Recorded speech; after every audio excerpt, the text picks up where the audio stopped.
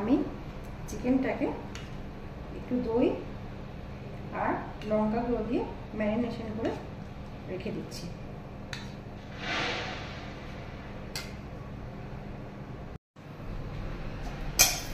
আমার বেরেস্তাটা মোটামুটি তৈরি হয়ে গেছে। আর এদিকে আমি ভাতটা নামিয়ে নিয়েছি, 75% হয়ে গেছে। এই মশলাগুলো আমি মাংসের মধ্যে দিয়ে দেবো, তারপর গ্রাইন্ড করে নেব, তাহলে মুখে পড়বে না। এখানে আলাদা করে সরিয়ে আমি রেখে দিলাম।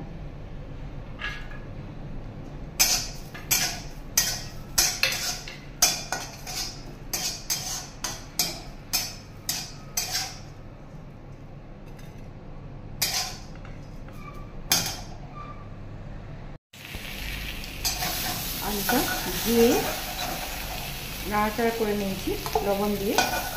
এবার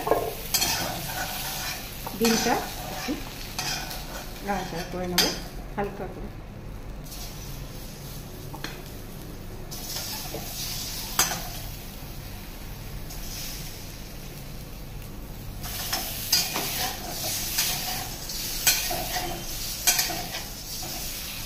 এটাতেও 1 পিঞ্চ লবণ দিয়ে দিলাম।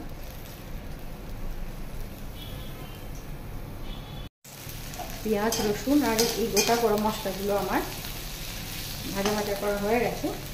এবার আমি এই যে মশলাগুলো নিয়েছি, জায়ফল, জয়িত্রী, বড় এলাচ, সব মশলাগুলো আমি গ্যাসটা কমিয়ে সামান্য একটু নাড়াচাড়া করলাম। এই মোটা মোটা করে আদা কেটে নিয়েছি, এগুলো সব গ্রাইন্ড করে নেব।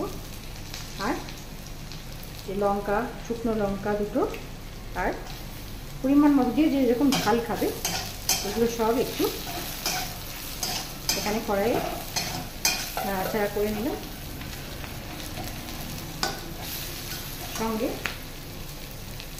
এর সঙ্গে আমি কসুরি মেথি দিলাম,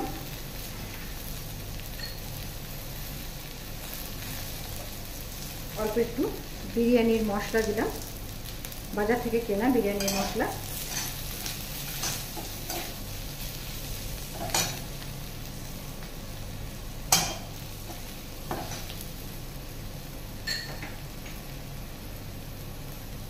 জিরে গুঁড়ো, ধনে গুঁড়ো আর 2 রকম লঙ্কা গুঁড়ো।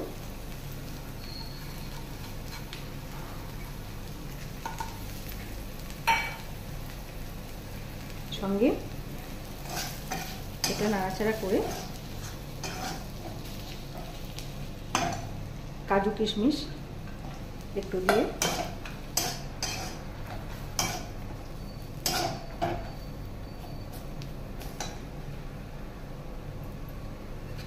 চামচ দিই আর গোটা গোলমরিচ, যে যেরকম ঝাল খাবে সে সেরকম দেবে। এটা নাড়াচাড়া করে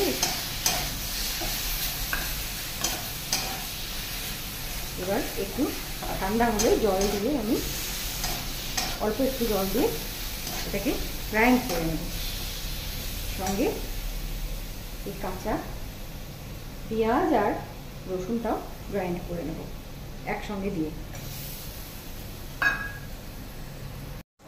মশলাটা কষানো হয়ে গেছে। এবার আমি এই চিকেনটা দিয়ে দিলাম।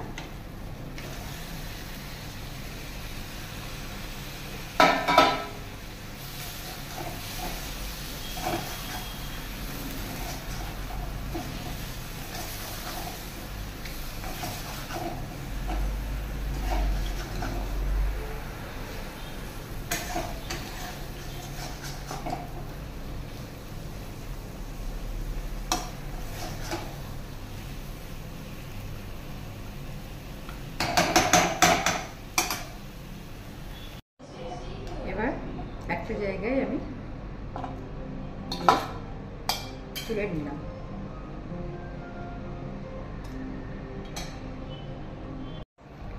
ভাতটা আমার সুন্দর করে সাজানো হয়ে গেছে। এবার আমি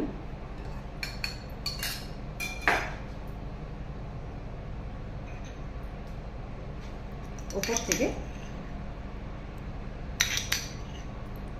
ঘি দিলাম,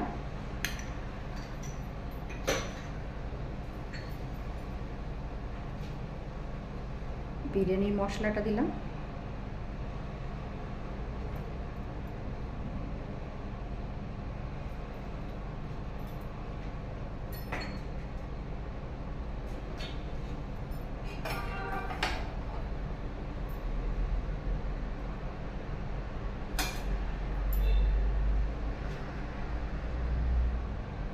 সাইডে সাইডে আমি চিকেনের এই গ্রেভিটা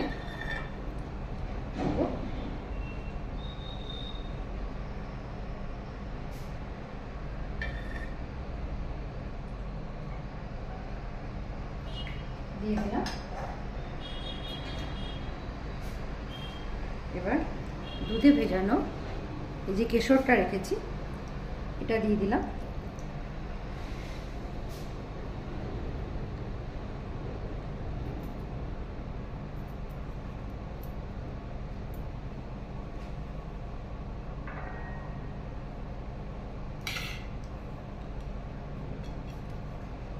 উপর থেকে এই পেঁয়াজের এই বেরেস্তাটা দিয়ে দিলাম। বেরেস্তা আমি কুড়মুড়ে করে ভাজিনি,